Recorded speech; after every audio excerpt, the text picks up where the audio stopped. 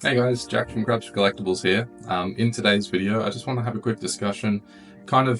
This is like episode 0 of the weekly diaries, where I'll talk about the things I've sold, things I've bought, strategies, that sort of thing. So I just wanted to get us on like kind of an even playing field by just discussing the things that I have done leading up to today. So I did start in January. I just posted a couple cards just to get an idea of how to post on eBay, how to post things, post cards effectively, all that sort of stuff. There's a heap of YouTube channels that I watched, like Pokemon Steven, for example. He's a fellow Australian who the circumstances are kind of similar because being in Australia, it's a little bit different to some of the others in America, so that's great. But I used that. I did like a lot of research early on and not as much posting. In January, I sold 3 cards, not too many. I made $133 with an average price per card being $44. In February, I only sold 2. And I made $165 off the 2 cards. Some of the cards I sold must have been pretty good. I sold a Mewtwo from the Shining Legends set for $162. The other card was a $30, so it's $165 after fees. Going into March, that's when I started to post more cards. I kind of was like, all right, well, this is kind of easy enough. I've kind of worked out how it goes. Now I just got to post my collection. I didn't buy any cards for this, so it's kind of hard to give a bit of an idea of the profit on it because I don't remember how much I paid for these cards. Some of them I pulled from packs. Some of them I traded at locals. Some of them I was gifted by friends for birthdays or stuff like that. So early days, my goal was I don't need to spend too much money. The idea is I want to make some money right now. I have all these cards. At the time, I used to want to just collect everything, but that's obviously like really heavy on the pocket, on the wallet. So coming into this, my first idea was I'll sell my collection I have now and all I'll keep is the things that I know I want to collect. I'll refine my collection to one type of card and I'll just collect those. So at first, I thought I'm going to just collect full art trainers, but kind of as I was going through it, I realized I don't really have too much like connection with these trainers. They look cool, but I don't really like think that they can be quite expensive. And I think that I decided that the value of the card and the money that I could make from selling it was worth more than me keeping it. So I ended up changing my mind and selling trainers in my kind of strategy. That's where I changed up. But at first my strategy was just raw cards. I didn't really want to focus on graded. It was a whole different beast. I didn't know how to send cards to America. I didn't know how to get them graded. And then I wasn't even sure if they'd sell. So I was a little bit like nervous of grading. So that's something we'll revisit later. But at this time in all of it, I decided that I was just going to sell raw cards and to start with just my collection and not invest any money in buying new inventory until at least I've sold enough of my inventory to make money to buy more inventory. So in March, we kind of stepped it up a little bit. I started posting a lot more. I sold 14 cards for a total of $364 in profit after fees. So that's pretty good. There was some lower cost singles in there. If I have a look here, I can see that I sold a $60 Mega Gengar, a couple $40 cards, a couple $30 cards, and stuff like that, which kind of brings up the value. And that's kind of where that money's made, which is cool. Now in March, I posted so many cards and I only sold 14. I say so many cards, but for me being new to it, it was probably only like 30, 40 cards. And I was just like, wow, that's a lot. And I was posting like heaps on one day and then I was burnt out. I didn't want to take photos. I didn't want to price comp. I didn't want to post them because it takes so much time of the day. So I kind of burnt out a little bit at the mid-March area where I posted a heap of cards. And even though I was seeing results by seeing sales in my posts, I still felt like burnt out. So in April and May, I sold nearly no cards. I sold 5 cards in April and 6 cards in May. $204 I made in April in profits and $167 I made in May in profits. So what I've learned from this time period was don't post everything at once. I've still got so much inventory in the cupboard behind me that I need to get on eBay, but if I go and sit there and take photos and photos and photos all day long and list all day long and price comp all day long, I burn out and I just don't want to post anything. I don't want to touch it for a week, 2 weeks, 3 weeks, and it just keeps going until eventually I cut it out, find some motivation to get back into it. What I'd rather do is slow burn it. This is where I kind of came up with the strategy of posting 10 cards a day. And if I can post 10 cards a day, it maybe takes an hour of my day, but it slows down the process a little bit and stops me getting burnt out. And 10 cards a day, that's still 300 cards a month I'm getting listed, which is way more than what I was doing before when I was posting 60 cards in over like 2-3 days and then burning out and slowing down. So in May and June, I burnt out a little bit. I slowed down. April, May. In June, I came back a little bit. And I sold 10 cards for a total of $446 in profit. So that was pretty good. That's when I kind of was like, oh, I need to get back into this and start posting, because the cards that I'd had posted were becoming stagnant. Some of them had sold out. The interesting ones that people wanted quickly, they had all sold out. And I wasn't seeing any sales. So I thought, you know what, I need to post again. So back through my collection, price comping, finding cards that I wanted to sell. At first I was like just looking for cards worth $30 or more to sell. I didn't really want to sell the little stuff because I wasn't too sure how to do it. That's something I didn't really do until more recently. But yeah, I was just listing the more expensive ones and putting the other ones aside. And I have a lot of cards that are worth $4, $3, EXs, Vs, all that sort of stuff from those eras. GXs, the era where I opened the most packs was probably Sun and Moon era. Early on in Sun and Moon era, I would say. That's when I was opening stuff like Guardians Rising, Ultra Prism, Sun and Moon Base, I forget the other ones, Burning Shadows, stuff like that. Crimson Invasion as well, I opened a bit of. Stuff like that. So I have heaps of those like base GXs that are worth like $2, $3. And I was like, yeah, I'll just put these aside for now and I'll kind of come back to them at another time when I feel a bit more prepared to work out how I make a profit, or at least like how I make it worth my time to post these and sell them at such a small margin, because I have to pay fees on top of that as well. So I had a lot less cards to post, but I still had enough to post. Maybe not 10 a day at the time, but I did my best to post as many as I could. So in June also, that's when I thought, you know what, I'm going to send off my first PSA order. I'm going to tackle the PSA order, because selling singles, I'm making profit at the moment because it's my own collection, but while I'm doing all this posting stuff, I'm also looking for inventory, and I'm finding it very hard to find inventory, and the profit margins are so slim. To buy a card on eBay or Facebook or Instagram, or wherever I might source the cards, I would get it and then maybe only make a couple dollars on top, unless I want to wait long term. And long term is something that I had considered. I've bought some booster boxes that I'll sit on, but realistically, I'm not going to sit here and spend a heap of money on booster boxes and ETBs and whatever product people are talking about or boosting online, and then sit on it for 5+ years until I can make a little bit of extra dough on it. I want to turn this into a full-time business, and to do that, I need to make money short term as well as long term, so I can buy these booster boxes and put them in the cupboard and wait. But for now, the goal is to make some money short term. So I thought to myself, looking at some of these cards, like some of the ones in my collection, at least for this order, I was like, man, this card is such good condition. Maybe I can send this in and see how it goes. Or even for some of them, it was just an old card that I bought in 2016 before all the booms of 2020 and stuff like that, when cards were a bit cheaper.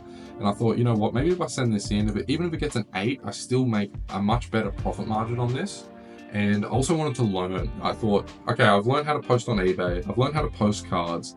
I'm communicating with customers, all that sort of stuff. This is a good opportunity for me to learn something new. And that was a bit daunting, because I'm sending some very expensive cards of mine off to America, overseas, to get graded by someone. And I'm thinking, what if the parcel gets lost? It's got to go a very long way. What if when it comes back it gets lost? What if my cards get damaged? All that sort of stuff was a little bit anxious, like anxiety inducing and daunting, but it went really well. We got our cards back in August, which I'll get to shortly, but in June we sold the 10 cards for $446. An example of one of the cards that we sold in this time was the Eri from Temporal Forces. I actually unboxed this myself. I bought a box of Twilight Masquerade and a box of Temporal Forces to hold, but then I thought, you know what, I want to get into YouTube. I want to start making videos. How about some unboxing videos where I rip open a booster box? That video was so boring and so long that I couldn't even sit through it for 2 minutes. So I scrapped that, but then I had all these cards left. I thought, you know what, I'm just gonna get rid of these cards, sell them. That was kind of the plan anyway, was to make a video, but then also sell the cards. Although I knew that I would not make my money back for the booster box just from selling the cards. But I did pull the Aries Secret Illustration Rare, which I did sell for $65. And I also sold my Hex Maniac Full Art XY Premium Trainer Collection for $120, as well as the Yveltal from the same Trainers XY collection for $115. So those were my three biggest sales. Oh, actually, and the Shaman EX from the same premium collection. I'll put a photo of them up on the side here. They're wonderful cards. I absolutely love them. Really hard to part with them, but it's all in the name of chasing the dream. So let's keep it going. Let's keep it going. The video's getting long, and I don't want to keep it too long. I want to kind of summarize this quickly so we can get into our weekly videos starting next week. July, 6 sales for $226. I wasn't posting too much. I was kind of just waiting for the PSA order. I did make a mistake with the PSA order, which extended the time that it took for it to return. They say to put the shipping label on the front, not the shipping label, it's just like a barcode that you put on the front of your order. So when they get it at PSA, they scan it and put it in the pile. I put it on the front of the order, but then I put the order in a bag, in a shipping bag, which was so silly. I didn't think about it. Sent it off. They get the order. They go, no shipping label, put it in the delayed package. This is the one where they'll find it later on, but it gets put in like a slower queue if you do that, which I made the mistake of twice. I only learnt on it on my most recent one, and it's crazy how much quicker they scan it in. $226 for 6 sales in July. My best sale was a Fairy Energy from Burning Shadows, the gold Fairy Energy for $90, and I sold the Lana Full Art from Ultra Prism for $85. So those were the two heavy hitters that I sold, and I'll put a picture of them up here. August. Now, this is where I actually posted nearly no cards in August, but at the very end of August is when I got my PSA order back. And in it, I had some goodies. So coming back from it, I'll put some photos up. I won't go through all of them, but I did hit a PSA 10 Blaziken from the Japanese set VMAX Climax, which sold. I probably underpriced it a little bit. I don't know. I had in my mind for a very long time that I should underprice so that my stuff sells faster. But I think I'm kind of, now that I've made a little bit of money and I'm not really in a rush to make as much money quickly, I don't need to do that as much anymore. So I did sell it for $50. It probably could have gone for more, but it sold within 12 hours of me posting it on eBay. I got the order back. I posted a few online that night, and it sold so quickly. That's the thing. This is when I kind of started having a realization. I had to go out with my partner that night. So quickly before I left, I posted, I think, 6 cards. It was like the last week of August, not much time left. That's why there's only 6 sales. But I posted the cards quickly and I went out, I come home and I've got 6 sales. I've got the Blaziken sold. I sold 2 Blaine's Charizard PSA 6s in Japanese for $80 each. And I sold a PSA 7 Fossil Dragonite, as well as the Gengar PSA 9 from the Trainer Gallery from Lost Origin. It was selling so quick. I think I sold those PSA cards. I can see here, I've got the dates here, but within a week, I sold all 6 of the ones I posted before I went out that night. And I was getting offers all day, every day for the next couple of days. It's not like it was just quiet and sold. I was getting people, I was getting messages, I was getting offers. It was so good. And then that's when I kind of realized, I think PSA is the way to go. I could have sold these for a much smaller profit margin. I think I paid $50 for the Dragonite from Fossil Set. Get it in a 7, I sold it for $120. That's way better than what I would have got if I had just posted it as a single. So I'm starting to think to myself, man, I think PSA is the way to go. If I want to turn this into a full-time business, I think I need to do PSA.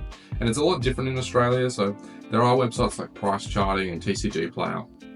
I don't use TCG Player, so I don't know. Maybe they don't do graded. I'm pretty sure they don't do graded. It's just raw. But regardless of that, in Australia, the demand is there, but the supply is a lot lower, especially for PSA things. Like, there is a lot, don't get me wrong, but in terms of the demand, I'm finding that people want PSA cards. Like, they like them, they want them, but they don't want to send their cards off to America and wait 3 months for them to come back. So I do think that there's a lot more of a demand here for that. which does mean that we can price the cards a bit higher because the supply is lower. So whilst a PSA 10 of, let's just say this Metagross here, let's just say like that's in Japanese. Let's say a PSA 10 in America sells for $50 last sold. You might sell that for $80 in Australia last sold. I could probably have a look. I remember looking the other day, there was some $80 ones, some $90 ones. This card cost me $6. That's just an example of kind of like the ideas that I'm coming up with in terms of strategies, which we'll get into in a later video. But moving on. That was August. The very start of August, I said, you know what, I need to post the rest of these cards. I can't remember exactly what day, but September comes around and we sold 12 cards for a total of $1,092. So as I'm sure you're probably already guessing, they were mostly PSA. The best one I sold, there was a couple really good hitters, but the best one I sold was the base set 2 Holo Blastoise at a PSA 9 for $370. This was so exciting. I remember laying in bed and getting that notification on my phone from eBay that my Blastoise base set 2 had sold, and I was just over the moon because, to be honest, I wasn't sure if it would sell. I thought, you know what, this is the most expensive card I've ever posted on my site. I wonder if it's going to sell. And it did, and I was so happy and so excited to see that. So that was kind of like the biggest turning point. Was like, I think this is how I should be moving forward. So since then, I've sent off 3 more PSA orders and a CGC order with just a couple cards. 2 PSA orders and a CGC order, and I got another PSA order to send off in the next week or 2. But the problem is that I have to wait for them to come back, sell the cards, and then make the money to pay for the next orders, etc., etc. I'm not going to be irresponsible. I do have the money aside, so I don't suggest, if you don't think that you're going to be able to make the money or have the money in the case that you can't sell the cards quick enough, don't send off the PSA order if you don't think you can pay for it, because it's just going to land you in hot water. So just be careful with that stuff. I also sold my Jirachi Black Star promo from the XY Premium Trainers collection as well, which I also love. It got a PSA 9, not the 10. The only 10 I got was I got a Alolan Raichu and Raichu GX in a 10, just the regular art, but it's a really nice card. So I was really happy with that. And yeah, there was a heap of other cards we sold that month, but that's the best month we had ever. And it was mostly all PSA sales, making $1,092 after fees. So that's incredible. That is incredible. So just quickly coming back, I'll try and keep going. We've just got the last month of October. There's some cards I haven't put in the spreadsheet yet, but they were just like $4 cards, so it won't add up to much more. But this is the month where I thought I'm going to start posting all these like $2 to $6 to $10 cards, and I'm going to get them to pay for postage now, because up until this point I was doing free postage. Sometimes I'd sell a card, and on postage I was losing money. So I thought, you know what, I'm going to charge $2, and I was doing tracked for everything. Even for like $4 cards I was doing tracked, and it's $4.50 in Australia for a tracked postage envelope. So I was thinking, you know what, I'm going to put it in the untracked envelope. It's $1.50 to buy one of those, and I'll charge $2. So after fees and postage, I make the money back from just the card. So if I sell a $2 card, I'm usually making like $1.80 or something like that. Then we sold 20 cards for $690.30. It would probably be closer to like 23 or 24 cards for about $710 or something like that. It's probably more accurate. I just have to go through and put those in. And at this time, the 10th of November, I don't think I've sold. I think I sold 1 card. I went to China at the end of October, so I was away for a little bit. So I had to put a big banner on my eBay store, which I'm sure probably did affect it to some degree, which said that I'm away, I can't post your card until this date. I wouldn't be surprised if some people then bought the card from somewhere else that could send it quicker. But that is pretty much the tale of Craps Collectibles up until now. The video recording says I'm at 20 minutes, so I'll try and wrap this up. From now on, I'll try and do like short, maybe a 10-minute video based on the week, giving a bit of a reflection of what I bought, what I sold, and anything I learned, and just talk about the week in general. But up until this week, we've sold a total of 83 cards, and we've profited a total of $3,835.50. We've got heaps of PSA orders out. I've got heaps of singles, raw singles that aren't grade worthy on the website, ready to go. I'm really excited for the future. I feel like I'm finding my feet now. It's just a matter of execution, being able to buy the inventory, source the inventory, get it graded, and then get it sold. And if I can rinse and repeat this method, I think that in about 2 years from now, I can go full time. Maybe sooner, depending on how successful this is. Maybe this flops. Maybe this strategy that I've made of grading these cards, reselling them at a higher profit margin flops, and I have to revisit. But my goal is 2 years from now, I go full time in Pokemon card selling. But anyway, thank you so much for listening. You can reach out to me on Instagram at Craps Collectibles if you have any questions or you'd like to just talk Pokemon cards. And if you have any comments or questions, feel free to leave them in the comments. I'll try and address them in the next video. Bye for now. See ya.